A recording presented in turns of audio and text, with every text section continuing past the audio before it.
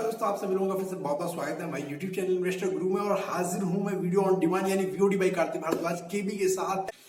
हाल फिलहाल में मैंने एक अभी वीडियो बनाई थी जिसमें मैंने टॉप 5 डिविडेंड पेइंग स्टॉक्स के बारे में बताया था, अपनी फेवरेट लिस्ट बनाई थी। तो एक क्वेरी आई थी, एक मेरे परम मित्र थे, तो उन्होंने बोला यार ऐसे ऐसी कंपनियों के तो नाम हमने सुने भी नहीं होते, जैसे आप लोग ढूंढ लाते हो तो ढूंढते कैसे हैं। तो दोस्तों उन्होंने इसी चीज की रिक्वेस्ट की थी कि ये सारी चीज आप सभी लोगों के साथ में शेयर करूं कि ये कैसे करते हैं। तो मुझे तो सीखने में थोड़ा टाइम लगा, लेकिन चलो मैं आप लोगों के साथ शेयर करता हूँ इस वीडियो में ये सारी चीजें। दोस्तों क्या होता है ना, स्क्रीनर्स का यूज होता है। आजकल इलेक्ट्रॉनिक्स की दुनिया में हम लोग जी रहे हैं। डाटा ना आज सब अवेलेबल है, फिंगर पॉइंट्स पे अवेलेबल है सारे के सारे डाटा। तो उसके लिए ना स्क्रीनर्स आते हैं, तो बहुत 5,000 से ज्यादा कंपनियां हैं। तो जरूरी नहीं कि आप हर कंपनी के बारे में जाके इन्वेस्टिगेट कर सको या हर कंपनी को जाके देख सको। तो हमें फिल्टर आउट करना होता है किसी न किसी बेसिस पे, यानी कंपनियों को छाट के निकालना होता है। तो जब ये हम करते हैं ना, फिल्टर आउट करने की कोशिश करते हैं उन कंपनियों को, तो उसके लिए जो मार्केट के अंदर अवेलेबल होते हैं दैट इज कॉल्ड स्क्रीनर्स। तो स्क्रीनर्स को हम करते हैं। स्क्रीनर्स मार्केट के अंदर आजकल अवेलेबल हैं, बहुत सारी वेबसाइट है, जैसे ट्रेंडलाइन हो गया, स्क्रीनर.in हो गया, टिकर टेक हो गया। तो ये सारी वो वेबसाइट्स है जहां पे आप स्क्रीनर्स आराम से जनरेट कर सकते हो, जहां पे आप डाटा को आराम से फिल्टर आउट कर सकते हो।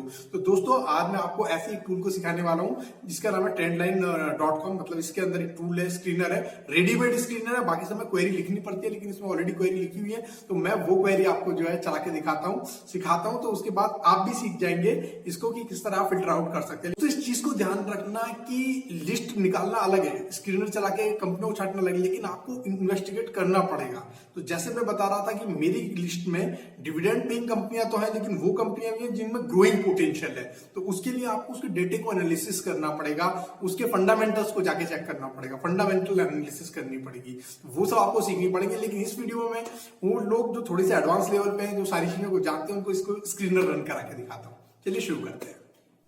तो दोस्तों आज जिस टूल का हम या वेबसाइट का यूज़ करने वाले हैं अपने स्क्रीनर को एग्जीक्यूट करने के लिए, उसके लिए मैंने सेलेक्ट किया है ट्रेंड लाइन को, है ना। ये आजकल मैं यूज़ कर रहा हूँ, काफ़ी अच्छा इन्वेस्टर्स के लिए, काफ़ी डाटा पॉइंट्स मिल जाते हैं अपने इन्वेस्टमेंट को चेक करने के लिए। तो दोस्तों सबसे पहले आपको trendline.com के ऊपर आना है। वहाँ पर जाकर आपको ये ऊपर की तरफ लाइन मिलेगी, वहाँ पर आपको स्क्रीनर्स को सेलेक्ट करना है। जैसे आप स्क्रीनर सेलेक्ट करेंगे, डिफरेंट टाइप के स्क्रीनर्स आपके सामने आ जाएंगे। लेकिन क्योंकि मेरा ऑब्जेक्टिव यहाँ पे डिविडेंड स्टॉक्स को सेलेक्ट करना है, तो मैं क्या करूँगा, यहाँ पे एक हाई डिविडेंड का स्क्रीनर ट्रेंड लाइन टुडे में स्टॉक्स विद यहाँ पर stocks with highest dividend yields वाले को मैं यहाँ पे सेलेक्ट करूँगा। ठीक है ना। जैसे मैं इसको सेलेक्ट करूँगा तो मेरे सामने खुल के आ जाएगा ये एक वेब पेज। यहाँ पर दोस्तों क्या होगा, आपके पास सारी कंपनियों की लिस्ट आ जाएगी। यहाँ पे लिखा हुआ होगा कि सबसे ज़्यादा डिविडेंड अमाउंट किसने दिया, फिर उसके बाद किसने दिया कितना, और ये उनका करंट प्राइस क्या है। ठीक है ना। तो दोस्तों यहाँ पर आपको ये सेलेक्ट करना है कि किस टाइप की, मतलब स्मॉल कैप, लार्ज कैप, किस टाइप की आपको कंपनी सेलेक्ट करनी है यहाँ पे। तो यहाँ पे जाके सेलेक्ट कर सकते हो। जैसे यहाँ सेलेक्ट करोगे ना, तो ऑल स्टॉक और indexes, large cap, mid cap, small cap. Usually क्या करता हूँ दोस्तों, मैं जब भी कभी डिविडेंड स्टॉक ढूंढता हूँ तो उसके लिए मैं एक लार्ज कैप कंपनी को रखना पसंद करता हूँ, क्योंकि लार्ज कैप कंपनियाँ कभी कभी नहीं चलती हैं। मतलब ये क्या होते हैं, मौसमी बरसात की तरह नहीं होती, ये कंटिन्यूस लेती हैं। जो डिविडेंड देती हैं वो देती हैं, है ना। उस तरह की कंपनी में, लार्ज कैप में ना स्टेबिलिटी बहुत ज़्यादा होती है ना, और ये कंटिन्यूस डिविडेंड देने की एबिलिटी रखती हैं। तो ये मेरी पसंद होती है लार्ज कैप। तो इसलिए मैं यहाँ पे लार्ज कैप सेलेक्ट कर लूँगा और फिर उसके हिसाब से मैं कंपनियाँ सेलेक्ट करूँगा। तो जब मैं करूँगा ना, तो कंपनियाँ फिल्टर आउट हो जाएंगी। तो जब ये कंपनियाँ फिल्टर आउट होकर आ जाएंगी मेरे सामने, जब लार्ज कैप में करूँगा सेलेक्ट, तब मुझे हर एक कंपनी को एनालाइज करना पड़ेगा। ठीक है ना।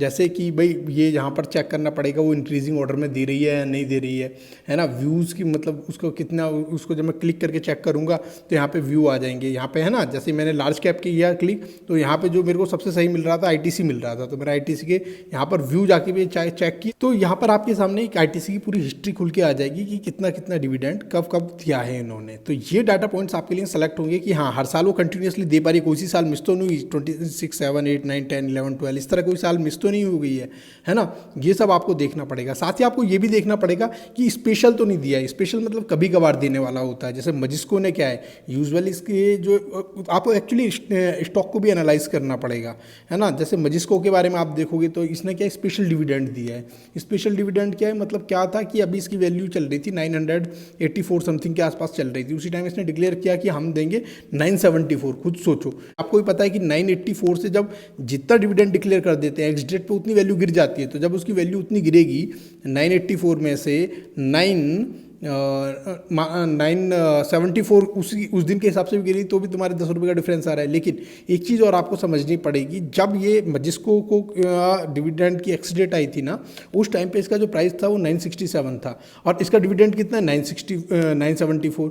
अब क्या ऐसा पॉसिबल है कि स्टॉक का प्राइस नेगेटिव में चले जाए? तो इसलिए क्या करना पड़ा था, सेबी को एक दिन पहले की इसकी डेट लेनी पड़ी थी, है ना, ऐसा कुछ इशू हुआ था। तो आपको ये डिविडेंड किस टाइप का है ये भी ध्यान रखना पड़ेगा। आपका ऑब्जेक्टिव क्या है कि डिविडेंड से आपको रेगुलर इनकम निकालनी है, ये आपका ऑब्जेक्टिव है। तो यहाँ पर जो आप लिस्ट फिल्टर करोगे ना, आपको हर एक शेयर का जाके उसकी परफॉर्मेंस कैसी चल रही है वो सब देखना होगा। दोस्तों अब आपको समझ में आ गया होगा। तो ये था कि अगर आप वेबसाइट से कर रहे हो, क्योंकि जो प्रोफेशनल लोग होते हैं वो लैपटॉप या वेबसाइट से ही करते हैं, लेकिन जो मतलब हम जैसे थोड़े बहुत नॉर्मल इन्वेस्टर्स होते हैं वो एंड्रॉयड यूज का भी यूज़ करते हैं। तो एंड्रॉयड फ़ोन की इसमें ऐप डाउनलोड कर लेना, यहाँ पर जाना, इस पर क्लिक करना और जब इस पर क्लिक करोगे तो यहाँ पे स्क्रीनर्स आएगा नीचे की तरफ, है ना, नीचे की लाइन की तरफ। तो स्क्रीनर्स पे यहाँ पे क्लिक करना और फिर क्या फंडामेंटल्स पे जाना। फंडामेंटल्स पे जाके फिर उस पर आपको जो यहाँ पे फंडामेंटल स्क्रीनर्स आपको बहुत सारे मिल जाएंगे। आप पे को टॉप डिविडेंड स्टॉक्स को करना है, फिर वही आ जाएगा और सिलेक्शन का तरीका वही रहेगा जैसे मैंने आपको बताया। ऐसा नहीं कि आप सब में इन्वेस्ट कर सकते हो, है ना, या इसने अगर आपको डिविडेंड इतना 974 दिया था तो अभी भी ये 974 देगा। ये आप कब समझ पाएंगे? जब आप प्रॉपर स्टॉक को एनालिसिस करेंगे। देखो कभी भी याद रखना, इन्वेस्टिंग एक डाटा एनालाइजिंग प्रोसेस होती है, बहुत टाइम कंज्यूमिंग प्रोसेस होती है यहाँ पर, है ना। ज़्यादा आपको एक्टिव रहना नहीं होता है एक बार सिलेक्शन करने के लिए, लेकिन एक बार का जो सिलेक्शन होता है वो बहुत मेहनत मांगता है।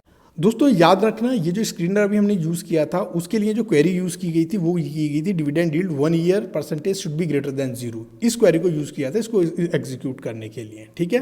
तो उम्मीद है आप सब लोग समझ गए होंगे। अगर आप कर सकते हैं दोस्तों, इसको अपने फ्रेंड सर्कल में ज़रूर शेयर कीजिएगा ताकि मैं को मोटिवेशन मिल सके कि आपको और भी इन्फॉर्मेटिव चीज़ें आपको बता सकूँ। चलिए मिलते हैं नेक्स्ट लेक्चर में।